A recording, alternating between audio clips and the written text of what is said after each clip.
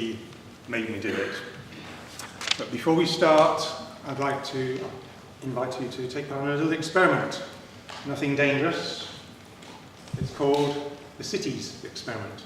So just take a few moments, think of the various cities and towns you know in the world. Might be obscure, might be mainstream. Then pick one. Done it? Mm-hmm. Okay. So this half of the room, just shout out what your city was. New York. Yeah. Okay. And this half, please. Hong Kong. Okay, I'm not an auditory expert, but I don't think anyone shouted out the one I was thinking of, so there's no magicians here. I was thinking of Kiev. It's a very nice city. Did anyone say Kiev? No. Does everyone know Kiev? Yes, someone from Kiev. I'm guessing you all know Kiev. So it's all there, it's there in your mind, but you didn't consciously pick it, and I'm guessing it didn't even bubble up into the surface of your mind to be consciously picked. Is that right? Yeah. Excellent! You've all passed. So what I'm interested in is the factors that influence our decisions, our conscious decisions. And you may say, well, we could have sat here all day and thought, and maybe some of you would have come up with Kiev, maybe some not. But there would be at least some people here that it would never have bubbled up into their conscious mind, and so never have been available to pick by the conscious mind.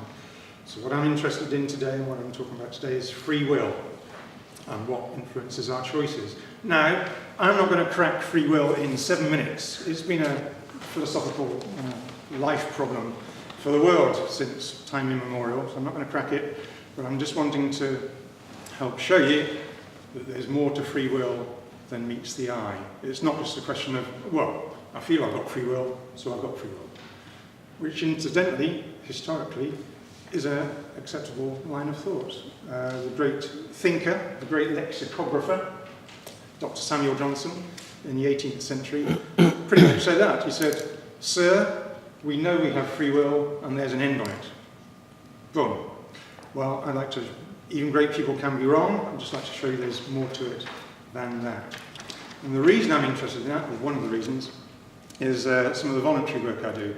So once a fortnight, for an evening, I sit one-to-one in a place called the Listening Place. It's a bit like the Samaritans. So I'm sat one-to-one listening to people who, for whatever reason, feel that life isn't for them anymore, or they don't want to go on living. And as I go home afterwards, it's kind of sobering. I go home afterwards and I sort of reflect on it, and I think, well, maybe with their life circumstances and given the traumas they've had, everything that's happened to them and what's happening to them now, maybe I'd be feeling like that as well. That, I don't want to go on living. And so maybe it's like Kiev.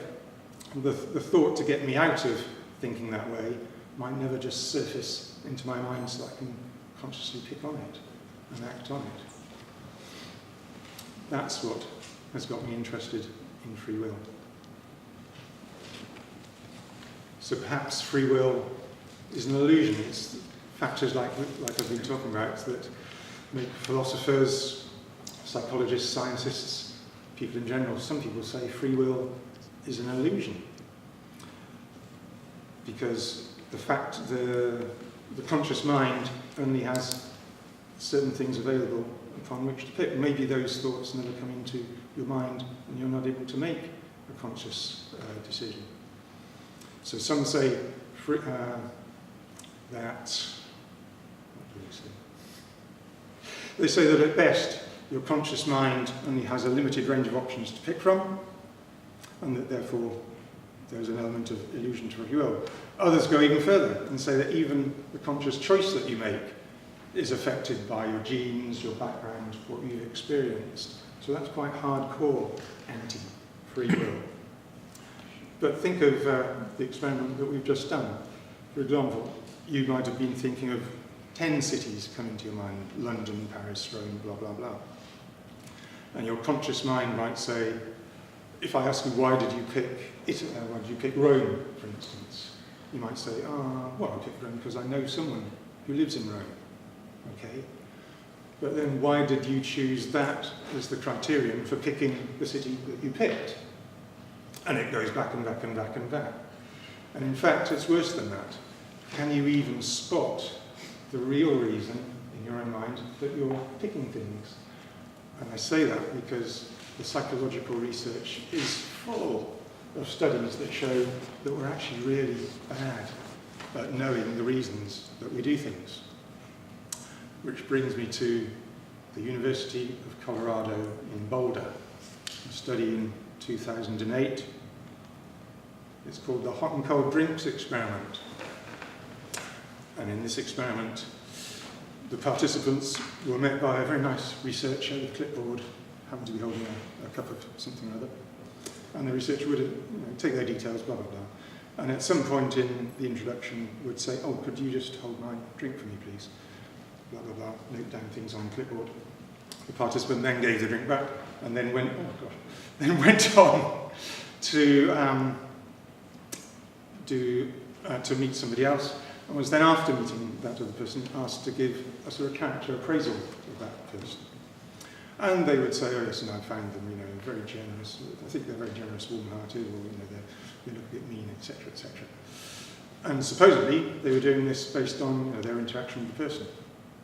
What the statistics actually showed was it was all down to what did they hold in their hand. If they had held a hot cup of coffee in their hand, if the researcher passed over a hot cup of coffee, then they tended to think that the person that they met subsequently was nicer and warmer and more sociable. If they'd held a cold Coke, other brands are available, then they would tend to think that person was a bit more reserved, shy, maybe a bit meaner. So it was the hot cup of tea that decided how the person judged the person going on, which seems to erode the concept of free will. If our choices are made by what cup of beverage we held, that seems to erode the concept of free will. And many people say that free will and choice is at the very root of what makes us human. Maybe it's not. Maybe there's more to free will. I hope at least I've shown it. There's more to free will than meets the eye, and there are other things going on in your mind.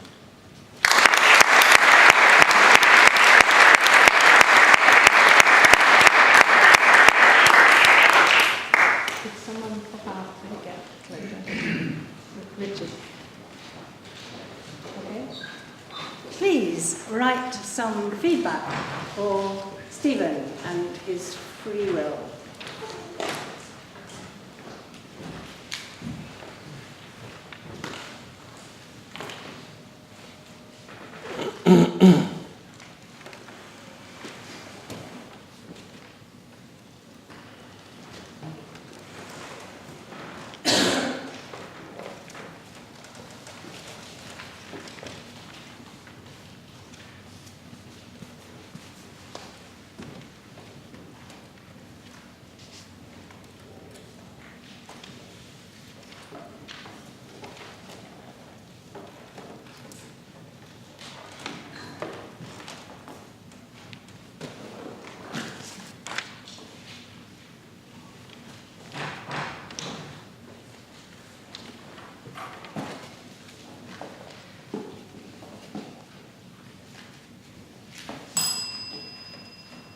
It's a brave person who agrees to give a speech without knowing what the speech title is going to be.